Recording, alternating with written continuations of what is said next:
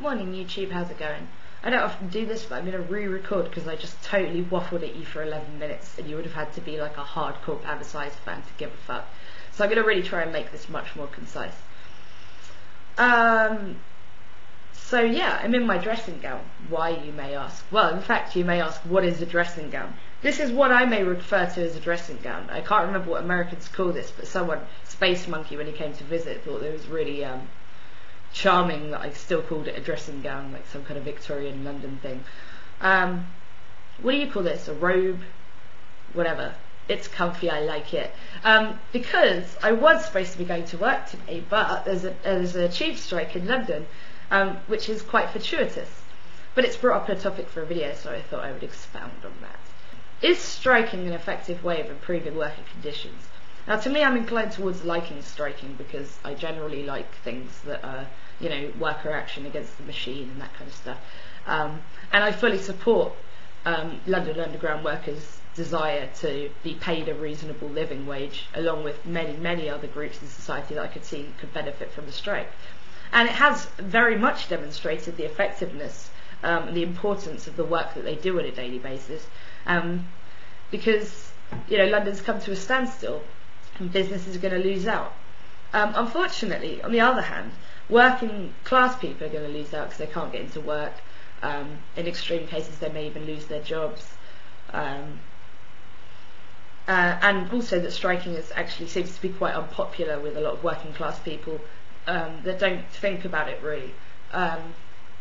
Or they have thought about it and don't like it, I suppose. I don't mean to ascribe a view, but just I know a lot of people that don't think about politics or symbolic action of strikes, that just think it's a bit of a pain because it's longer for them to get to work.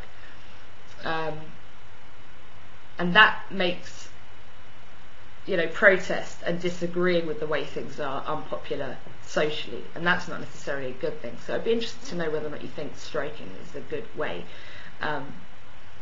of going about getting higher wages.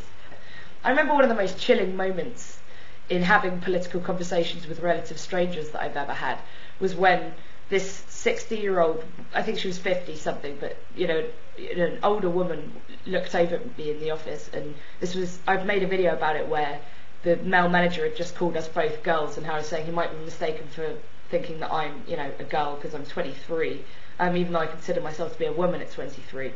But there's no way he meant it, to her like that, and I don't, whatever, I'm going off track. But my point was that I kind of realised that she'd been in this job for 30 years, and she'd actually been kind of steadily demoted the older she got, and now they're referring to her as a girl. And she turned to me and said, Margaret Thatcher did a really good thing for us, squashing all the unions. It was such a mess with people striking all over the place, back in the 80s, and she really, helped everything to run more smoothly. And she wasn't a very smart woman, but I just thought, what, when Margaret Thatcher squashed those unions, that was your last hope dying, forever, making a reasonable wage. But it is sad that we live in a society that doesn't reward jobs that are important, like, nurses and social workers and teachers, and firefighters, and rewards, business. Just doesn't make any sense. We created that system that's oppressing us. Anyway, yeah. So that was a really long ramble without much point.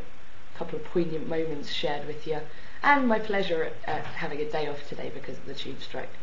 I also wanted to talk about my last video.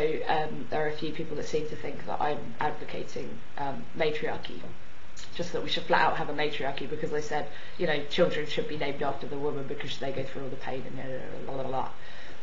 Yeah, you always have to take me kind of in the context. I'm not a political leader. I'm not someone that can pass legislation saying that. I'm a YouTube user with 2,000 subscribers and a feminist generally in society. So you have to remember that my pool of influence, my ability to sculpt society into what I want it to be is so limited.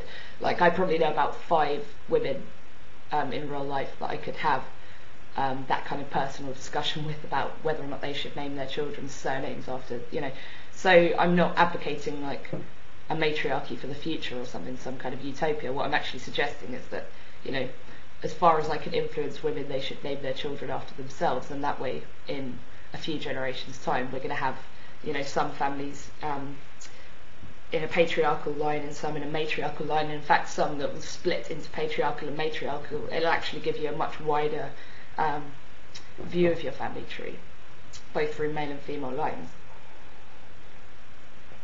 But it is interesting because, there was another problem in that video. They were like, yeah, okay, I'm pretty much with you ethically, but why have you got this idea that, the state is so great and tax money is going to save the day?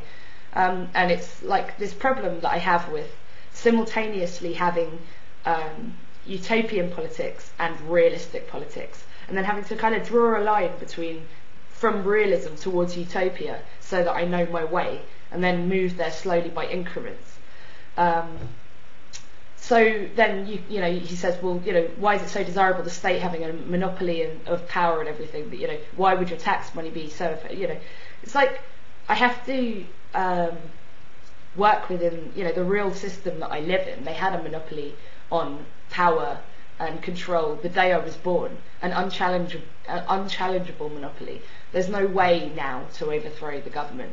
So I have to work within the system that I'm in, which is, okay, well then the government can be used as a very beneficial tool to the people. That is, that the government can police the economy, tax businesses which span nations, to help the workers and improve their conditions.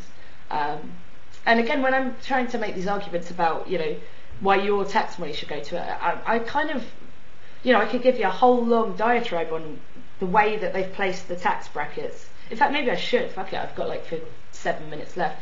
The tax brackets in Britain are like, you don't pay any tax until you earn some amount which is too low.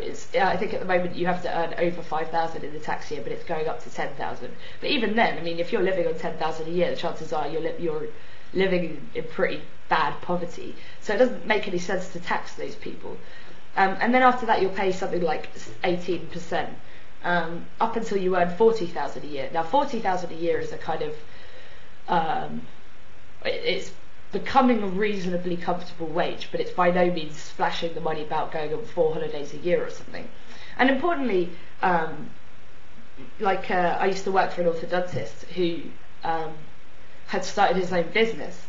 And he said, like, he was actually worse off now that he was earning 50,000 a year than he was when he was earning 38,000 a year, because of the amount he gets taxed, because it's like 18% at below 40,000 a year, and then 40% for 40,000 a year, right up to like 200,000 a year, or like, forever.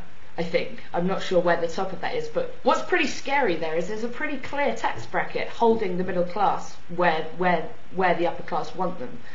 Because in order to have a successful business, you don't only have to make, say, 50,000 a year, which is a pretty reasonable, income for someone with their own small business. But then you have to get past about 80,000 a year to be able to make that amount after taxes. Meanwhile, companies like McDonald's and Coca-Cola just freely move around the world market, selecting their impoverished workers here and selling to their producers wherever there's the market for it, which is shocking. And I think one of the reasons that we don't tax the fuck out of big businesses is because it would make it undesirable for big businesses to trade in our countries. No one wants to be the first one to do that. It's kind of like disarmament or something. No one wants to be the first one to put down the guns. And we probably won't for the foreseeable future. But in theory, and besides, I think that as a general principle, I'm not really with the anarchists. I think when you've got this number of people living in, societies, and that I think a world society is beneficial, it really does take some kind of centralised system, because I think there needs to be some kind of cohesion, like we live in a society together, we have a certain number of laws. The idea in itself of a government, of representatives of the people, is not a corrupt idea. It's just that our experience of it has always been corrupt. Blah, blah. Okay, So anyway, that was way too much for a comment section, so I thought I'd just whack it out for you. I don't know if I made any sense. I have to go back and watch the video. Anyway, I've got a lot of reading to do and stuff to get ready to go back to uni. So I hope you're all well, and let me know what you think about striking as an effective tool of protest and improving workers' conditions. And let me know your general thoughts on that entire tirade about nothing in particular afterwards. Have a good day.